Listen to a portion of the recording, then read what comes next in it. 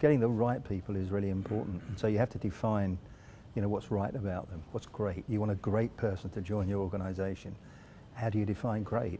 And it's not just experience. Most people just look at the experience of somebody. That isn't greatness. It accounts for maybe 25% of great, but on its own, experience can be learned. Most important thing is probably intellect. You want a smart person to join your organisation. The easiest bit is to look at a CV.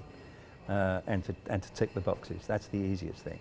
The thing about the CV, the experience, is it's only a small part. You can always learn things, but you can't learn to be more clever. There's no tablet you can take to make you smarter. It's basically in your genes. It's your DNA. You're clever or you're not clever. There are obviously intelligence tests you can do, but you can normally tell by talking to somebody whether he's smart enough. Motivations are also inbred. They start when you're fairly young.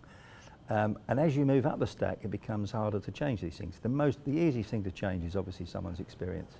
The rest becomes a little bit more difficult. And it is, at the end of the day, it is a bit of a call, but you need to just bear them in mind when you take people on.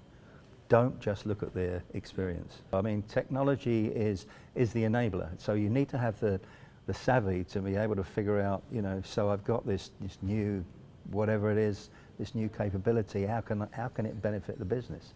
For somebody writing an app, it's easy because they've got both ends of it. They've got the customer at one end, and they're writing this app at the other. They've got ownership of the whole process, right the way through to somebody using it. In large organisations, that doesn't happen, and quite often the guy on the IT end has no idea sometimes, what's coming out the other end. What is the value of what I'm doing? It might be just a small part of what I'm doing.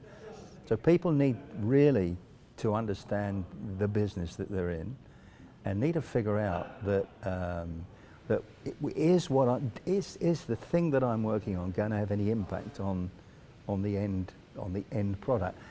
I'm a firm believer in the balanced scorecard. So if you have a balanced scorecard which starts with company strategic objectives. So there you've got listed all your company's strategic objectives, and then you've got critical success factors and KPIs and all the other things. And right at the end, so you've got the thing at the end that you're going to do. If that thing that you're writing, that you're doing, does not link into the strategic objectives of the business, you shouldn't do it.